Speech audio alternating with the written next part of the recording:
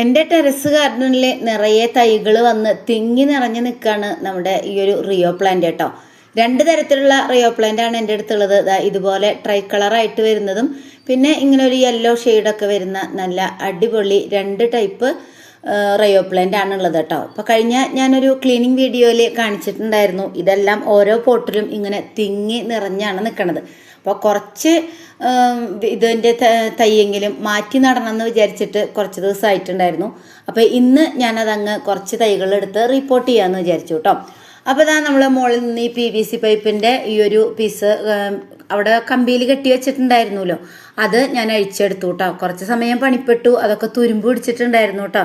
കാരണം ഒരു 5-6 വർഷമായി നമ്മളിവിടെ ആടൊക്കെ ഉണ്ടായിരുന്നതൊക്കെ ആടിനെയൊക്കെ നോക്കൽ നിർത്തിയിട്ട്. അപ്പോൾ അന്ന് അതിന് മുമ്പേ ഉള്ളതാണല്ലോ കോഴിയും ആടൊക്കെ ഉണ്ടായിരുന്നപ്പോൾ തീറ്റ കൊടുക്കാൻ വേണ്ടി വെച്ചിട്ടുണ്ടായിരുന്ന പൈപ്പുകളാണ്.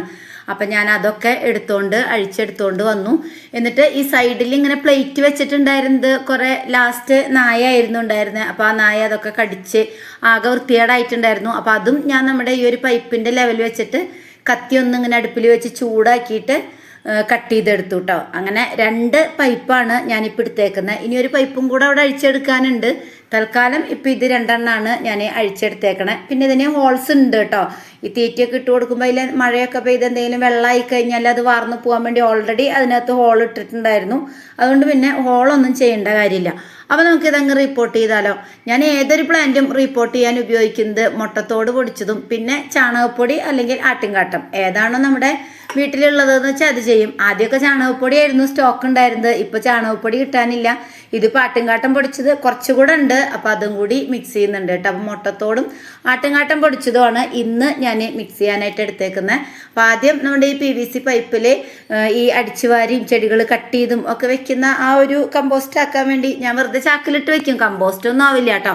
ആ ഒരു കരിയില പോലെയൊക്കെ നമുക്ക് ഉപയോഗിക്കാമെന്ന് മാത്രം. അതിട്ട് കൊടുത്തു. അതിൻ്റെ മീതെ കുറച്ച് മണ്ണിട്ട് കൊടുത്തു. അതിൻ്റെ മീതെ നമ്മൾ ഈ പൊട്ടി മിക്സാക്കി റെഡിയാക്കി വെച്ചിട്ടുണ്ടായിരുന്നല്ലോ, ആ ഒരു ആട്ടിൻകാട്ടും മുട്ടത്തോടും മണ്ണും കൂടി മിക്സ് ചെയ്ത് വെച്ചത് അതിട്ട് കൊടുത്തു.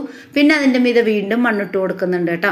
കാണുമ്പോൾ ചെറിയൊരു പൈപ്പിൻ്റെ കഷ്ണമായിട്ട് തോന്നും, പക്ഷേ ഇതിൽ ധാരാളം മണ്ണും ഉള്ളൂ കേട്ടോ. നല്ല വലിപ്പമുള്ള ഒരു പൈപ്പാണ്. അപ്പോൾ അതിൽ ധാരാളം മണ്ണ് കൊള്ളും. അപ്പോൾ ഞാൻ അതിനകത്ത് ഈ മണ്ണും ഇങ്ങനെ ലെയറായിട്ട് ഇട്ടു. ആദ്യം നമ്മൾ കരിയിലകൾ ഇട്ട് കൊടുത്തിട്ടുണ്ട്. നമ്മൾ അടിച്ചുവാരി ടെറസൊക്കെ അടിച്ചു വരുന്ന നമ്മുടെ ചെടികളുടെയൊക്കെ ഇത് ഇട്ട് കൊടുത്തിട്ടുണ്ട്. അതിൻ്റെ മീതെ നല്ല മണ്ണ്, അതിൻ്റെ മീതെ കമ്പോസ്റ്റ്, അതിൻ്റെ മീതെ വീണ്ടും മണ്ണിട്ട് കൊടുക്കുന്നുണ്ട്. കുറച്ച് നന്നായി തന്നെ നമ്മൾ ഫില്ല് ചെയ്ത് കൊടുക്കുന്നുണ്ട്. കാരണം 2 ദിവസം നമ്മൾ നനച്ച് കഴിയുമ്പോഴത്തേക്കും നമ്മൾ ആദ്യം ഇട്ട് കൊടുത്ത ഈ കരിയിലകളൊക്കെ അങ്ങ് താഴേക്ക് പോകും. അങ്ങനെ പോയി കഴിഞ്ഞാൽ മണ്ണും ഒക്കെ മൊത്തത്തിൽ അങ്ങ് താഴ്ന്നു പോകുമല്ലോ. അപ്പോൾ ചിലപ്പോൾ നമ്മുടെ ചെടികൾ അത്രയും കണ്ട് വേര് വന്ന് സെറ്റായിട്ടുണ്ടാവില്ല. അപ്പോൾ എനിക്ക് അങ്ങനെ പലവട്ടം പറ്റിയിട്ടുണ്ട് കേട്ടോ. നന്നായി അങ്ങ് താഴ്ന്നു പോകും. അപ്പോൾ നമ്മൾ വിചാരിക്കും അതിനകത്തോ നമ്മൾ നിറയെ മണ്ണിട്ടിട്ടുണ്ടല്ലോ എന്ന്. പക്ഷേ ശ്രദ്ധിച്ചില്ല എന്നുണ്ടെങ്കിൽ നമ്മുടെ ചെടികൾ ശരിയായിട്ട് വേര് പിടിക്കാതെ പോകും കേട്ടോ. അതുകൊണ്ട് ഞാൻ നിറയെ മണ്ണിട്ട് കൊടുത്തിട്ടുണ്ട്. ആദ്യം ഈ ഒരു പോട്ടിലാണ് ഇങ്ങനെ പോട്ടിൻ്റെ പുറത്തേക്ക് വളർന്ന് ഇങ്ങനെ ഹാങ് ആയതുപോലെയൊക്കെ കിടക്കണത് കണ്ടോ. അങ്ങനെ തൂങ്ങി കിടക്കുന്ന പോലെയാണ് ഈ ഒരു റിയോ പ്ലാന്റ് കിടക്കണത്. അപ്പോൾ അതാണ് ഞാൻ ആദ്യം കട്ട് ചെയ്തെടുത്തത് കേട്ടോ.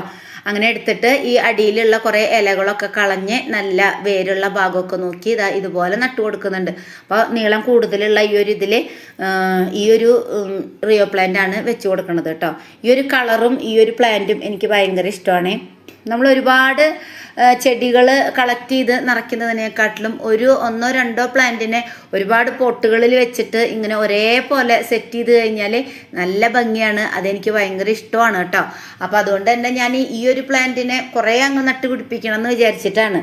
അപ്പോൾ ഒരു പോട്ടിൽ നിന്ന് പുറത്തേക്ക് നിൽക്കുന്ന ഒരു തൈകൾ മാത്രമാണ് ഞാൻ കട്ട് ചെയ്തെടുത്തത് കേട്ടോ. ബാക്കിയൊന്നും നടാനായിട്ട് എൻ്റെ അടുത്ത് പോട്ടും മണ്ണൊന്നും ഇല്ലാത്തതുകൊണ്ട് ഞാൻ തൽക്കാലം ഇത് മാത്രം നട്ട് ഇതിൽ പിടിപ്പിക്കുകയാണ്. അത് ഞാനൊരു ലൈനായിട്ട് അങ്ങ് പിടിപ്പിച്ചു കൊടുക്കുന്നുണ്ട്. കാരണം ഈ ഒരു ചെറിയ ഇതിലൊക്കെ വേരുകളുണ്ട്. അപ്പോൾ വേരുള്ള ഭാഗമൊക്കെ എടുത്ത് ഞാൻ ഈ ഒരു പൈപ്പ് ഫില്ല് ചെയ്തു കേട്ടോ.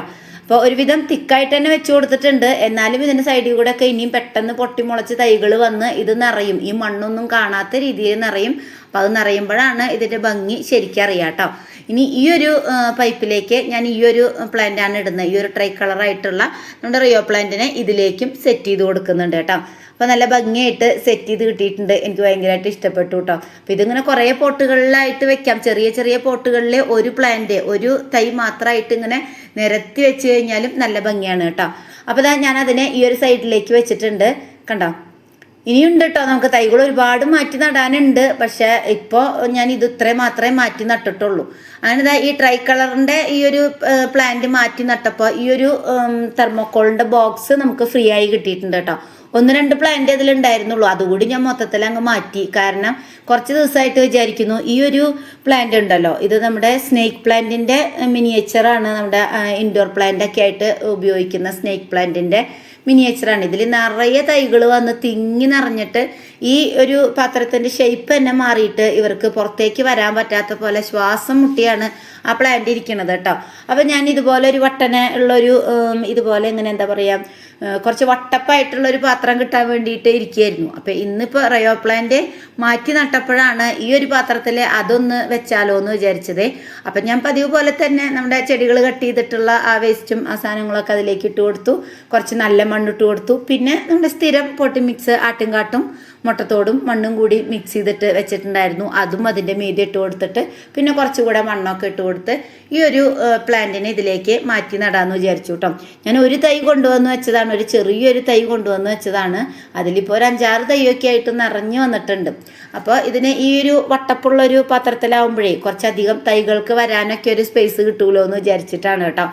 അപ്പോൾ ഞാൻ ഈ ഒരു പ്ലാന്റ് നമുക്ക് എടുത്താൽ കിട്ടില്ല, അതിൻ്റെ ഷേപ്പൊക്കെ പോയിട്ടല്ലേ ഇരിക്കണം. അപ്പോൾ കട്ട് ചെയ്യാൻ തന്നെ വേണം.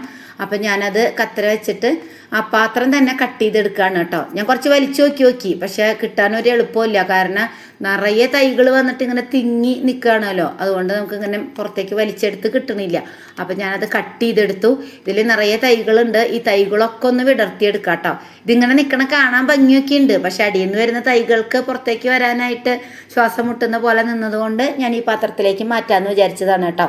സത്യത്തിൽ ഇന്ന് ഇത് മാറ്റാൻ പ്ലാൻ ഉണ്ടായിരുന്നില്ലെങ്കിലും നമ്മുടെ റയോ പ്ലാന്റ് മാറ്റിക്കഴിഞ്ഞ് ഈ ഒരു പോട്ട് ഒഴിവായപ്പോൾ ഞാൻ അതിലേക്ക് മാറ്റി നടാമെന്ന് വിചാരിച്ചു. ഇതുപോലെയാണ് ഞാൻ അതിനെ പിരിച്ചെടുത്തത് കേട്ടോ. അതായത് അതിൻ്റെ തൈകൾ പിരിച്ചെടുത്തത് ഇങ്ങനെയാണ്. വലിയ 2 തൈകളുണ്ട്, പിന്നെ അതേ ചെറിയ ചെറിയ കുട്ടി കുട്ടി തൈകൾ അതിൻ്റെ സൈഡിൽ നിന്നൊക്കെ വന്നുകൊണ്ടിരിക്കുന്നുണ്ട്.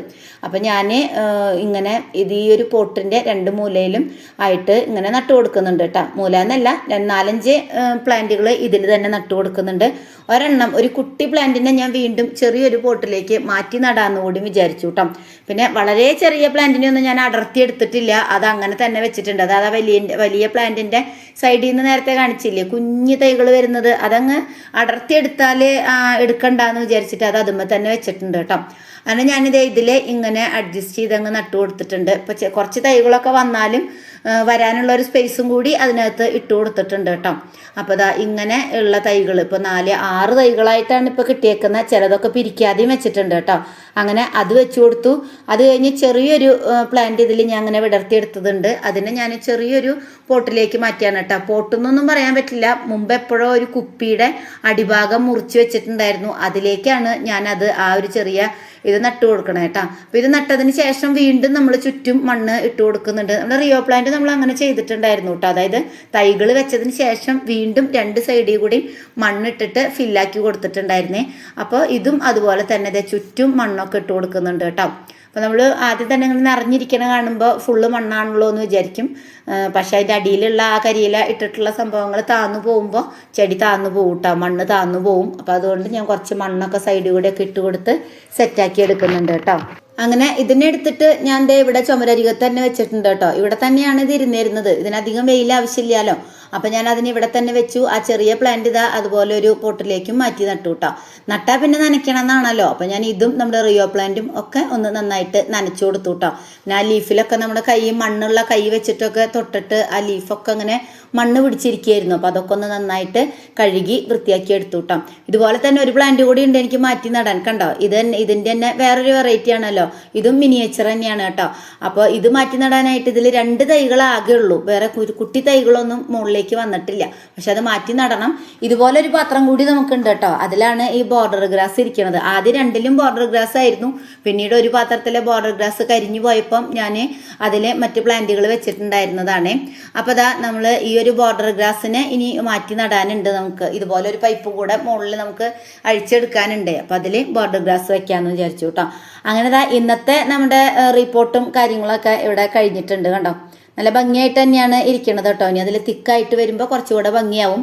ഇതൊക്കെ നമുക്ക് സെപ്പറേറ്റ് നല്ല ഇൻഡോർ പോട്ടുകളിൽ സെറ്റ് ചെയ്യാനുള്ളതാണ്. നമ്മൾ വീട് പണിയൊക്കെ കഴിഞ്ഞ് മാറുമ്പോഴത്തേക്കും ഇൻഡോർ പോട്ടിലേക്ക് സെറ്റ് ചെയ്യണം. അപ്പോൾ നമ്മുടെ ഈ പരിപാടികളൊക്കെ കഴിഞ്ഞപ്പോഴത്തേക്കും ടെറസൊക്കെ ആകെ വൃത്തികേടായിട്ടുണ്ട്. ഇനി അതൊക്കെ ഒന്ന് ക്ലീനാക്കി വൃത്തിയാക്കി എടുക്കട്ടെ. അപ്പോൾ ഇന്നത്തെ നമ്മുടെ ഒരു റിയോ പ്ലാന്റിൻ്റെ റീപോർട്ടിംഗ് വീഡിയോ ആയിരുന്നു. ഒപ്പം തന്നെ നമ്മുടെ സ്പൈഡർ പ്ലാന്റും റിപ്പോർട്ട് ചെയ്തു. അപ്പോൾ നമുക്ക് അടുത്തൊരു വീഡിയോയുമായിട്ട് കാണാം. Bye, thanks.